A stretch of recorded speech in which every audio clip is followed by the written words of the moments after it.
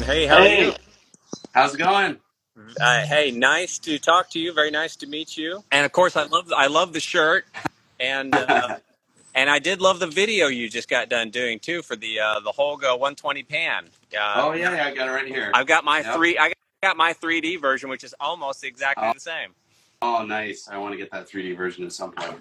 So you guys have a channel of videos. How often are you guys putting out videos? Yeah, so we're actually a photo and video gear and accessories company located up in Chicago, Right? and so we mostly make videos about our own products. But I'm obsessed with film photography and especially Holgas. So Yeah. once a year, my boss lets me take a week and just kind of participate in Holga Week. I take pictures too, but mostly it's playing around with different Holga cameras and talking about them. So Right, and so you did the 120 pan. One of my favorite cameras. It's really large, and as you like you said, it eats up a roll of film really quickly. yeah, yeah. It's one of my favorite because I think it actually, because the distance of the lens to the body, I think it actually takes sharper photos. I've only shot two rolls with it so far. I only bought it a couple weeks ago, and so far everything's been pretty soft. Right. But it's so big when you're zoomed out, all the way. Right. It looks pretty sharp. So Yeah. Yeah. Fotodiox is one of the Holga Week sponsors this year. Yay! We love regional sponsors. I think yeah, that's what we're trying to do more than anything else. Tell us a little bit about Fotodiox and what you guys do. so we make lights like this. This is actually the light we're going to be giving away to one lucky winner. This is well, not lucky because you will have to have made a really good image. This is our Yeah. Prisma stick. It's an RGB light. So we make kind of consumer grade lights like this. We also make pro lights. I can show you what I'm using to film myself with. Okay. This is our flapjack LED edge light. Oh yeah, I think I've Beautiful seen a light. video of that. That is a huge light. Yeah, it's really, really nice. So you got you. It's very, very flat. That's why we call it the flapjack. Yeah, it's very And thin. it's edge lit. So the light's not in the middle. It's just bounces in to the sides and then bounces out. And what that does is it gives you a really nice, soft, diffused light. Oh, oh So we yeah. make lights like that. And then actually our bread and butter, what people most know us for is our lens adapters. Right. And that is to adapt one kind of lens to a different kind of camera. Right. Right. So, let's say you have an old Nikon lens you want to put on your modern mirrorless Sony camera. We make Yeah. adapters for that. So, So you like shooting film. Other than a Holga, my go-to camera is like a Nikon. yeah. What else do you shoot? I'm always switching, basically. I'm always Yeah. moving to a different camera. One of my favorites is an Olympus XA. I've Oh got yeah, mine right yeah. here. Beautiful little rangefinder, really nice sharp lens, and you just got you focus this way through the rangefinder. I like compact stuff. Very portable. I don't like having like big heavy cameras. I like smaller things, but digitally, Yeah. I'm mostly shooting with a Sony full frame, which I love. Yeah, I went to the state fair with a Holga 120 and a Holga 135, and I tell you what, I probably could have done the entire day just with the 135 because it's Yeah, so small and nice and little, and it's like yeah, got the red it's and white. just. As a matter of fact, so you have the wrist strap on there. I always take the wrist strap off, and I get one of the old Holga straps. Mm-hmm. I just connect them both, and I just wear it Oh, around my neck. oh, yeah, yeah, that would actually work. So this is the BC, which I've never had the BC. I've had the original Holga Right, 135. And I know the only difference is it's got the mask in the back right. to add the vignette.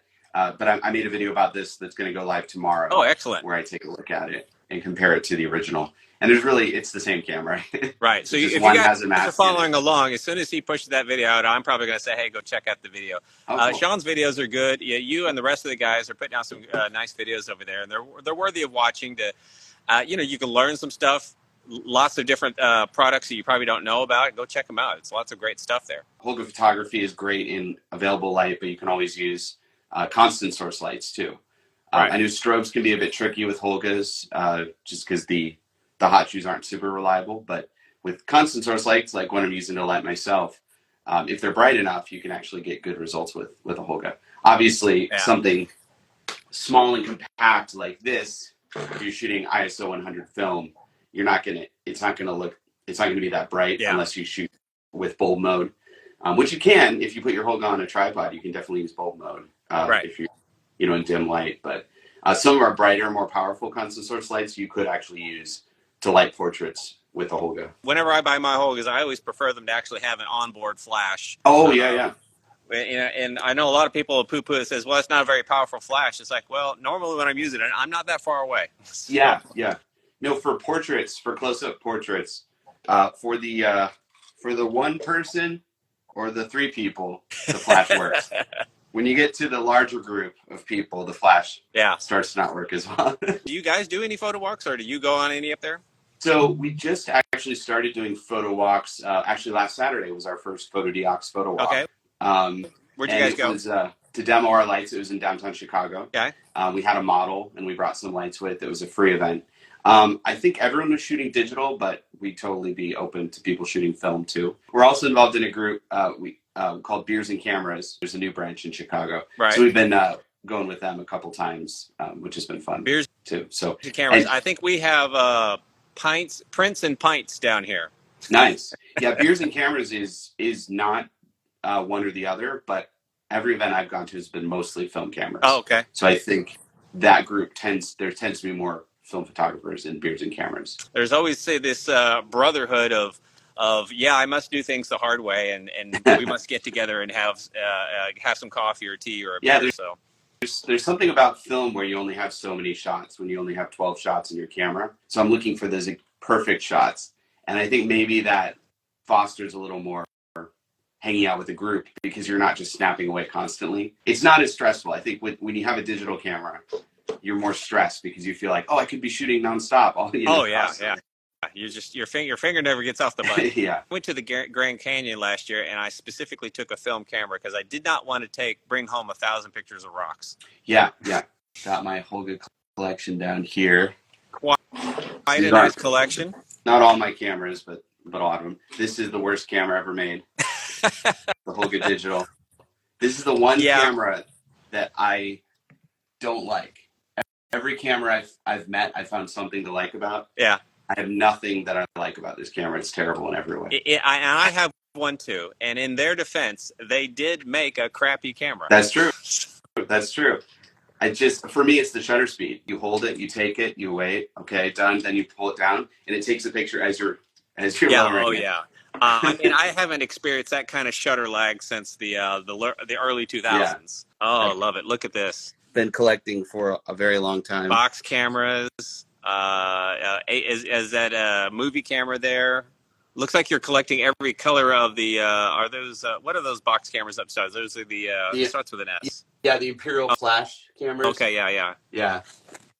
So it's pretty fun. It's I've been doing this since college, and I don't like to spend a lot of money, so I'm generally looking for deals. And my goal is I don't want to own every Nikon. I want to just own like one Nikon. Oh, okay. Well, the goal is to own like one of each kind of camera, like, a 3D camera, rangefinders, box cameras. So I'm actually kind of running out of things to buy. Now I'm just finding things similar to what I already have. So how many Holgas do you have? I mean, there's a good chance I've got somewhere in the range of anywhere from 30 to 50 Holgas, but wow. I know I have probably at least one of every model. I even have the super rare 135 pan. Oh. That one's hard to find. I was watching on eBay for quite some time, and I snagged that one for me. So I want to get the TLR in 135. I have that one too. Yeah, it's a bummer because when I started to get into Holga, it was in college. It was in 2009, and all the Holgas were like super plentiful on eBay, and they were cheap. Yeah. And I was like, oh, I'll just slowly buy them over the years, and then suddenly, they went out of business. I went on eBay one day, and it's just like, wait. All the models I wanted to get are gone. So I also see you have the 110 version there as well. Have you? I have it. I just shot some, but I don't know that I finished a roll in it. Have you finished a roll? Have you gotten any photos out of that? Yeah. So I've shot a couple cartridges with this. 110 is it's more expensive to develop than any other kind of film. Yeah, it probably is. It's harder to scan than any other kind of film. So I do actually shoot 110. I shoot a couple of cartridges a year, but it takes me forever, like, to get back to it and scan it. But what I love about 110 is it looks like 16 millimeter motion picture film. Okay. So it looks like old grainy home movies. because of the resolution is so much smaller than 35 or 120. It's tricky to scan. I do have a scan plate from Lomography that works pretty well. I put it in a flatbed scanner. And if you scan it at a high enough resolution, you actually can get pretty good results. But I love how compact it is. I love you can bring film photography in your pocket. I need to finish my roll because, you know, I need to test it out and find out if it has that Holga feel to the pictures. I think it does. I mean, it's got a very cheap lens. The thing is, I think they just slapped Holga name on this because there's dozens of variations on this with different brand names on it. But whatever, they picked a camera that has a Holga look. It's a soft optic. There's no vignetting, but it does kind of have a Holga-ish look to it. That is the ultimate Holga look. And I always, my first camera I call Old Faithful. And so I definitely get the vignetting. I definitely get the soft focus. And I think the shutter actually does a little bit of a double exposure in one of the corners. None of my other cameras do it. So I can actually look at my photos and say, yep, that was Old Faithful because of that double exposure. It's a great camera. Actually, it's a GCFM, which means it's got the glass lens. I just kind of lucked out when I bought that one as being my first. Do you shoot with the mask in, or do you shoot with it out? I do shoot with the mask in, and I've been thinking about shooting with the mask out, but, you know, I think I would probably go in there with some sandpaper and just smooth down the edge a little bit. Yeah, because you get scratches. Early on, I was super lo-fi, so I just shot it with it out. And I started realizing, that there's a reason why people use the mask. Yeah. Because you get a lot more weird issues when you're not using the mask. I actually know a guy who does 3D printing who actually created a mask. For last year, it was one of the prizes for Holga Week. It was the Shape of Texas mask. I think I'm probably going to be getting myself a 3D printer here in the next year, and I'm going to actually go and probably see what different things I can put on there for a mask. I think that's going to be pretty interesting. So you got to try the putting a ghost in there. Have you ever seen that? No, I haven't. Put like a piece of clear film in there with a ghost drawn on it, so then you get a ghost in every photo. Well, Sean, I wanted to keep you. I just wanted to chit chat with you for a little bit, and of course, once again, Fotodiox Pro is one of the Holga Week sponsors, and you guys do make some great videos. So I highly encourage everybody to go sign up for their YouTube channel and check them out. And we appreciate you guys spreading the word about Holga. Yeah. Check out so we do a thing called Film Friday. So we do Holga Week obviously once a year, but then throughout the year we do a spot where I talk about a different film camera. Okay. So if you're not interested in digital filmmaking photography, we still are hitting film pretty regularly throughout the year. Well, that's one of the things I love about photography. It's pretty universal, whether you're shooting film or digital. I mean, we still have the same lighting problems. We still all want to have a good lens. We're looking for gear. Yeah. So, it's very, very common no matter how you look at it. Happy Holgaing, everyone. I haven't actually shot any of my own photos yet. So I hope you get out and shoot some because, did you shoot last year? I did. Yeah. Okay, excellent. Well, you need to enter again this year. Yeah. The great part about the judging is it's not up to me. It's up to judges. Nice. So, yeah. It's out of my hands. I'm going to try to do some street photography with my Holga pan. We'll see. Excellent. Well, I look forward to it. Hey, Sean, thank you very much. Hey, appreciate it. Thanks very much. I'll talk to you next time. Bye.